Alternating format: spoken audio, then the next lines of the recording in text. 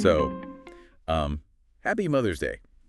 Today, we're doing a deep dive into something you definitely see, on the sidelines, but maybe don't always fully uh, consider. Yeah, happy Mother's Day. And we're talking about mothers as coaches in youth sports, I- their role. Exactly. We all see moms cheering, organizing snacks, doing all that vital stuff. But the mission today, really, is to understand why the skills moms often have make them, well, uniquely impactful coaches. In ways that maybe fly under the radar sometimes. Right. And look, this isn't just about celebrating moms, although obviously they deserve it. It's more about understanding their effectiveness to get insights into what makes any coach good. Mm-hmm. And our source for this is a really thought-provoking piece from the IYCA, the International Youth Conditioning Association. It really digs into this. Okay, so first off, there's this kind of contradiction, isn't there? Moms are everywhere in youth sports. Absolutely. Super involved. But maybe their coaching contributions specifically are, well, underestimated. That's what the IYCA piece suggests. They're often quietly creating these really positive, really influential environments for young athletes, but maybe aren't always seen primarily as the coach. Okay, let's unpack that idea of being underestimated. Why is that? The IYCA article says their parenting strengths are like coaching gold. What kind of skills are we talking about? Well, it pinpoints things like empathy, communication, definitely organization, multitasking, and something called relational intelligence. Relational intelligence, okay. Yeah, and it frames these not just as, innate traits, but as skills, developed skills. Yeah. Honed through the day-to-day of raising kids. Makes sense. Understanding needs, talking to different ages, managing schedules. Exactly. Juggling a million things. Those are all, foundational for coaching. Right? And it's not just a feeling, is it? The article gets into the science, particularly around emotional intelligence. Oh, absolutely. Yeah. Emotional intelligence, understanding your own emotions, recognizing and influencing others, that's massive in coaching. And the research the IYCA piece mentions from Mayer, Caruso, and Salavi suggests that women, on average, tend to score a bit higher in empathy and emotional intelligence. Okay, so the point isn't just moms are empathetic. No. It's that this empathy, which research seems to back up on average, can help create a more psychologically safe space for kids in sports,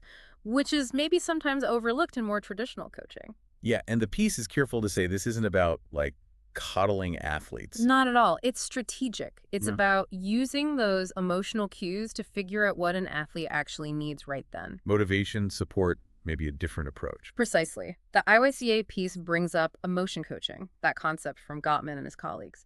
Being attuned to emotions actually helps kids build resilience and self-regulation. Okay, I see the link. So in sports, that coach helps build that safe environment where kids feel okay taking risks, making mistakes, really learning.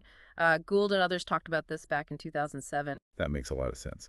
Now, something else I found really interesting was the power of modeling, especially when moms coach their own kids. It's more than just convenience, right? Oh, definitely. The article really emphasizes this. When kids see their mom in a leadership role, especially maybe in a sport seen as male-dominated, It changes things. yeah, it impacts how they see themselves, the world. There's work by Croft, Schmader, and Block suggesting it shapes beliefs about gender roles, leadership, competence, all that. So for daughters, it's like breaking down stereotypes, showing them what's possible. Exactly, boosting that self-efficacy. And what about for sons? Well, for sons, it kind of broadens their view of authority, of teamwork. Leadership isn't just one thing. Empathy, collaboration, those are strengths too. Right. And when the kids are actually involved helping out, or on the team, the piece points out, it's great experiential learning. Strengthens the relationship, shared goals, accountability. But boundaries are key there, I imagine. Oh, for sure. The IOICA piece definitely mentions keeping the coach-athlete and parent-child roles clear, on the field versus at home. Okay, shifting gears a bit. Another area mentioned is organization and managing complexity. Multitasking masters, I think the article called them. Yeah. And it's true, isn't it? Think about managing a household schedule, appointments, meals, emotional needs. It's intense. Now, okay, the research on pure multitasking, like the Rubenstein study, shows constant task switching isn't always ideal for deep focus. But But youth sports is dynamic, right? You have to switch focus fast. exactly. Managing logistics, changing tactics mid-game, handling team dynamics, that ability to juggle is incredibly valuable there. So it's not just about being organized personally, it translates directly to coaching skills. Absolutely. The IYCA piece connects those executive function skills honed in family life, task switching, working memory, cognitive flexibility directly to what elite coaches need. Diamond's research backs up how vital those functions are for leadership. Makes perfect sense. Then there's communication. Seems obvious, maybe, but the article calls it an underrated superpower. It really is. I mean, clear, empathetic communication. That's how you build trust. It's the foundation. And trust is everything in that relationship. Totally. That Smith, Small, and Cummings study found communication, especially with encouragement and good feedback, was a huge predictor of how successful kids felt their coaches were. And mom coaches might have a natural edge here. Well, the piece suggests they often naturally blend instruction with that emotional connection. The tone of voice, positive reinforcement. It comes more easily sometimes. Which leads nicely into this idea of relational coaching and the whole athlete approach. What exactly does that mean? So relational coaching is about seeing the young athlete as more than just, well, an athlete. They're developing emotionally, socially, cognitively, all at the same time. Right, not just focusing on the physical skills. Exactly. And that relational intelligence we mentioned earlier, that's about understanding and navigating those interpersonal dynamics, building strong connections. Moms often develop a lot of that. So there may be more attuned to the other stuff going on with a kid. The IYCA piece suggests that, yeah, they might notice if a kid is struggling with something outside of sport, and they create space for that, taking that holistic, whole child view. And there's research supporting that. Yeah, Fraser Thomas, Cote, and Deacon's work emphasizes that focusing on overall well-being is key for long-term development and just keeping kids enjoying sports. So these softer skills, they're actually fundamental. Absolutely vital for keeping kids engaged, helping them thrive, foundational stuff. Which makes it even more, frustrating that stereotypes still exist. Yeah. That mom coaches might get underestimated, especially in certain sports. It is frustrating, and the IYCA piece points out it's not just a shame, it's actually harmful. Well, if mom coaches feel overlooked or not taken seriously, it diminishes their impact, right?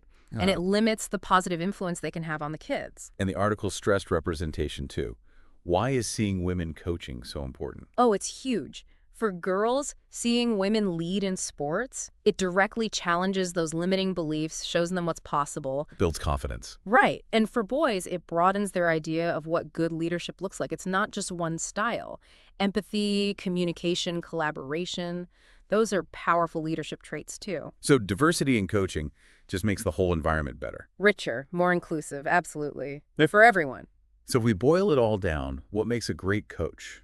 And how does the experience of being a mother often line up with that? Well, the IYCA piece lists some key things. Building trust, teaching with clarity and compassion, modeling integrity, being adaptable, and really believing in every single player's potential. Sounds like a pretty good description of a lot of moms. Doesn't it?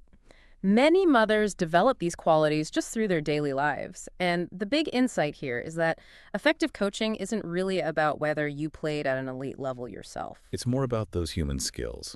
Connection, guidance. Exactly. The ability to connect with and guide young people. That's the core. That feels really empowering. So if there are mothers listening, maybe thinking about coaching, what's the key message? The message is, go for it. Your commitment, your ability to connect, your desire to help kids grow, those are the most important things. You likely already have this amazing, unique skill set honed through being a mom. Don't underestimate yourself. Definitely not. And for sports organizations, the takeaway is to actively recruit moms. Offer support like flexible schedules, maybe childcare help, mentorship. Recognize the huge value they bring. It's a concrete way to actually honor mothers in sports, isn't it? It really is. Very impactful. So this Mother's Day, yeah, it's a great time to appreciate all the moms making a difference on the sidelines, but also maybe see them more clearly as the powerful leaders and coaches they often are. Shaping lives, absolutely. Definitely shaping lives. Yeah. And it leaves you with a thought, doesn't it? What if we as a society actively sought out and empowered more people with that strong relational and emotional intelligence, regardless of their background, to lead and mentor young people? That broadens it out. Not just moms, but anyone with those core skills. Exactly. It makes you think differently about what effective leadership really looks like, especially when it comes to developing our youth. Something to really chew on.